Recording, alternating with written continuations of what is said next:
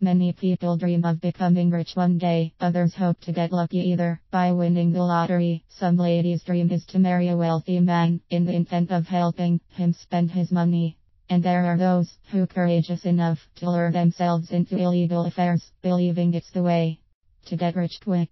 Obviously it is better to make your money the right way, with legal means. But not only is it better, it is also much easier. Not so quick, though, but much easier. Coming back to the getting lucky point, please erase this third thought from your mind, and note this: the rich don't get lucky. The rich create their luck. To better start your financial freedom journey, you must actively decide where you want to be, say in 5 years, and work towards it. Need motivation to get you started. There must be a few millionaires you know by now, well, maybe not personally, but from the news, tabloids, financial newspapers, etc., and whom you admire or wish to be like in the future. Write down their names, at least 3 rich people. Start by studying these millionaires, start analyzing them.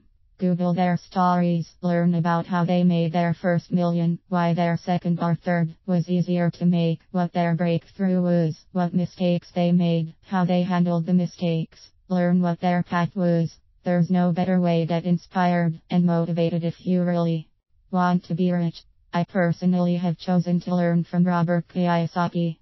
When you do this little task, if I can call it a task at all, when you learn from their experiences and see how their actions have turned out to be fruitful in the end, their lifestyles today, when you get your inner questions answered by their backgrounds, you'll know you are ready to ascend the heights of prosperity sooner than you expected, because the way forward will be much more clearer. Coming up with a strategic plan for your breakthrough will be much easier, since we first have to take that one important next step, be it learning a lesson or two from a specific millionaire, writing down those specific goals, even though we are not sure of how we'll achieve them, coming up with a plan, etc. And since we are not millionaires yet, I am not going to account all of, or rather most of, the key aspects of how millionaires work. But I am going to insist on one thing that unquestionably helps as a bridge to millionairehood: taking risks. A millionaire mind sees opportunity, where a poor mind sees risk. For instance, millionaires borrow money, millions, to grow their businesses, and thus turn it into a lot more money.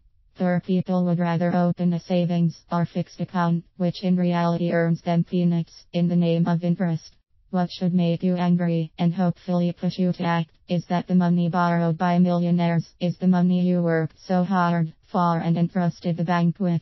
The bank has no money, literally. Without your precious savings, the bank wouldn't have anything to loan to the millionaires to be.